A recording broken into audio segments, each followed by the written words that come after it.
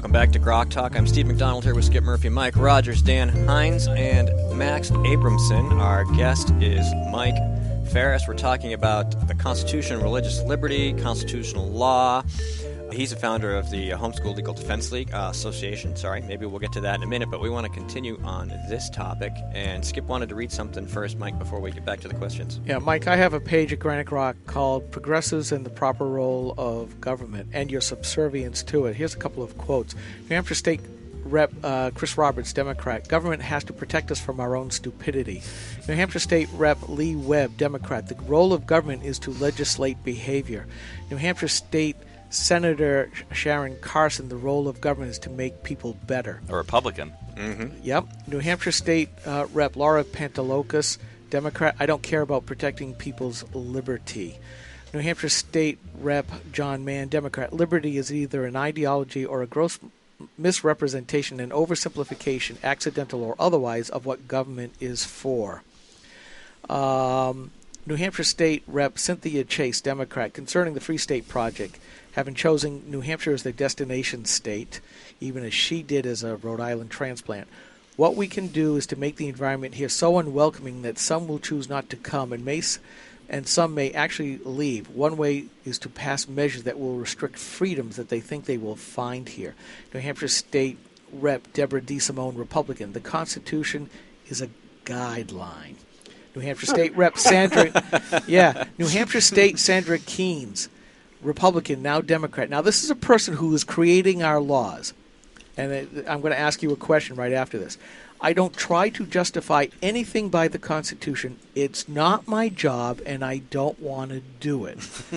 Now, you listen to these people, and they are actually, well regarded in the Democrat Party. Even the Republicans. Yeah, even the Republicans. But you mentioned it earlier, and I'm going to say, what happened to the notion by our lawmakers that there is a limiting principle to government? Well, it got drilled out of us by incremental measures, and people bought into the course of government over time. I mean, it started. You can draw threads back a long ways, but in earnest, it began during the era of Comrade FDR. President FDR. Oh, you're fine with that with us. Oh yeah, don't you worry. My list of communists includes people who others don't, like Teddy Roosevelt and Richard Nixon.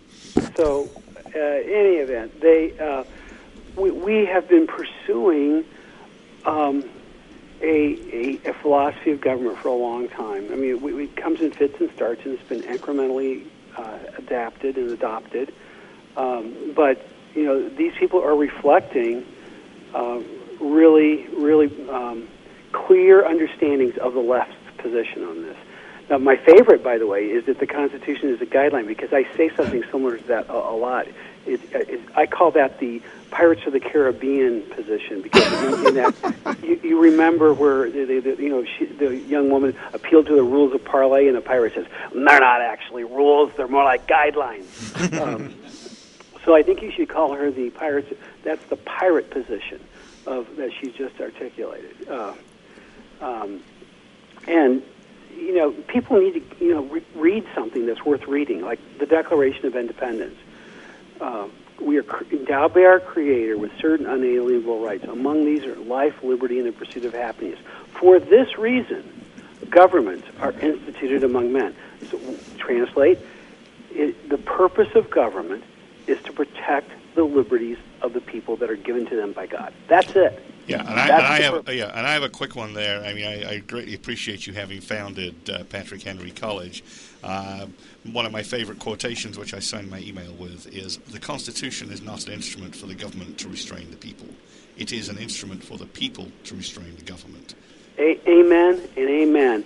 And so, there was an article in Atlantic Magazine this week, or at least I read it this week, about the Supreme Court decision. And the premise this was written by a professor of journalism, was that Christian colleges teach their students to obey the law, but the Christian colleges themselves were not planning to obey the law of the land, meaning the Supreme Court decision. And I had to write, on my Facebook page mainly, a piece that criticized that said, look at these are not government colleges. These are Christian colleges. They're private schools. They have no duty to obey the Constitution. The Constitution is there to protect them, not to regulate them. And you've got professors and you got judges at times saying the same stupid stuff. Usually not. Not that stupid. I mean, stupid, but not that stupid. I disagree. Well, okay. Give me the word usually, but it's a bizarre system that we live in where we're violating a statement by George Nicholas at the Virginia Ratification Convention. It's one of my favorites, and it is, an enlightened people will never allow that which is intended for their liberty to become an instrument of tyranny. And they were talking about the Constitution, and the prediction was the Constitution was going to be perverted, and it would become an instrument of tyranny. And Nicholas was saying, no, look, if we have enlightened people, meaning people that know the Constitution, know what it's supposed to mean, they know what's going on in their government, and they compare what's going on in the government to the Constitution. And when they see a disparity, they'll take action and stop their government from violating the Constitution. That was the expectation that our Constitution was built upon. And it works really well if the people live up to that expectation. It works really badly if we think that the government officials themselves are going to live up to that expectation by the voluntary goodness of their hearts. So, Mike, we have a situation where we have people in power and in government, and all three branches of government, mostly the judiciary and the executive, where the Constitution doesn't really mean much. There isn't much that they're interested in following. It's not there to constrain them by any stretch. They don't care what the Declaration of Independence meant or what we think it means. And the media obviously repeats that message. So how do you defend your liberty in this environment? Well, I mean, there's 100 different answers to that, but let's just take one that's really low-hanging fruit. If we can transfer issues back to the state government, does that mean our state government's going to be angels? Well, the quotations you just read me from your state legislators shows that ain't true. But the good news is it's much easier to remove a member of the New Hampshire House than it is to remove a member of the United States Senate. It's just the politics of it are so much different. And so, you simply make them eat those quotes. Every person in their district, you walk their district, you punish them for their constitutional and hatred. They hate the Constitution, what it amounts to. I mean, we can put fancy words around it if we want to, but that's what it amounts to. And in New Hampshire, I think it would matter. I think people will lose votes. And if we are able to consistently hold people to their constitutional duties, it will matter. I mean, I've been focused in the last couple of days on this Iran treaty, among other things. And I kind of have career ADHD, and I do a lot of different stuff. I about 5 years ago got an LLM in public international law from the University of London. So mainly because I wanted to fight UN treaties being adopting the United States, and I wanted to have the credentials to do that with. So in the process, I got a degree in what amounts to treaty law. And so this Iran deal that we're dealing with, 98 senators, including every Republican running for president, Cruz, Rubio, all of them, Graham, and third one, Rand Paul, all of them voted to change the process from the process outlined in the Constitution. Yeah. The process outlined in the Constitution is you go negotiate a treaty, Mr. President, you bring it back to us, then we read the treaty, we see what's in it, and we decide if we like it, and then if two-thirds of us agree on behalf of our constituents, that two-thirds of us agree that we want to enter into this entanglement with this other country, then we approve it. Instead, by a simple majority vote process, they agreed to turn the tables and have to repeal by a two-thirds majority vote the treaty that Obama has negotiated. All the Republican candidates for president voted for that. They voted to disobey the Constitution, and now they have buyer's remorse. They see what's in the treaty and go, oh, no, we don't want to ratify that. They gave away the game when they decided not to follow the Constitution. And we've got to call people out on that. We've got to say, okay, if you think you're going to be a constitutionalist, Ted Cruz, and you did that, no, you're not a constitutionalist. You may be something conservative, some kind of, but you're not a constitutionalist. Rand Paul, you think you're a constitutionalist? You did that, you're not a constitutionalist. You voted to change the Constitution so that you gave Obama the power to not only do all kinds of other bad stuff, he wants to take $11.9 billion from the American taxpayers and give it to Iran. And we don't have a vote on that?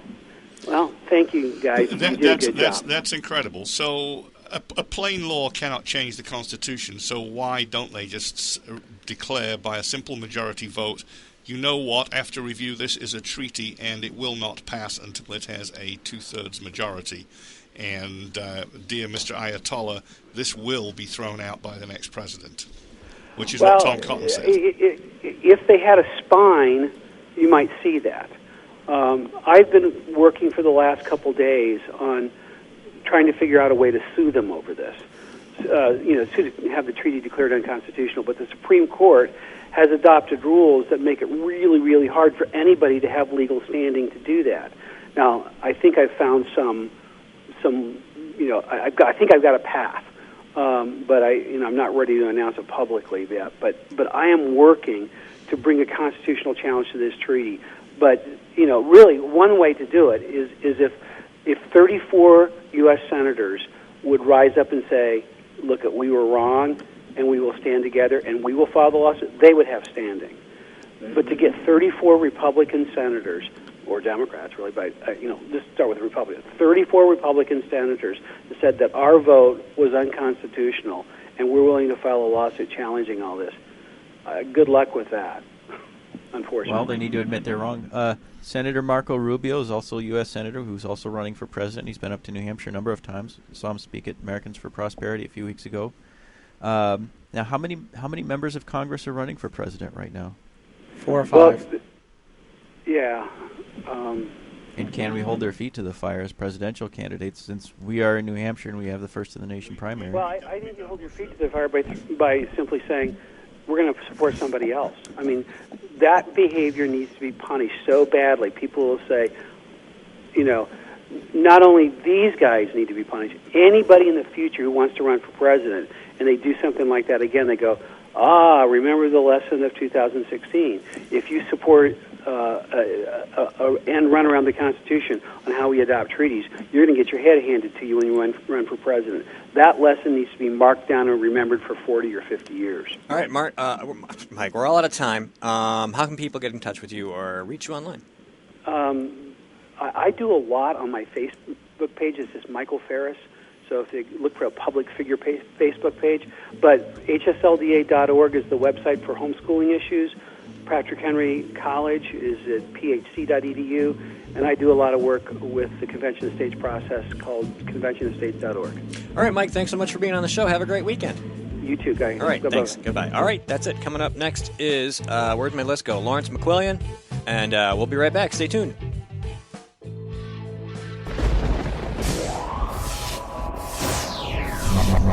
Rock.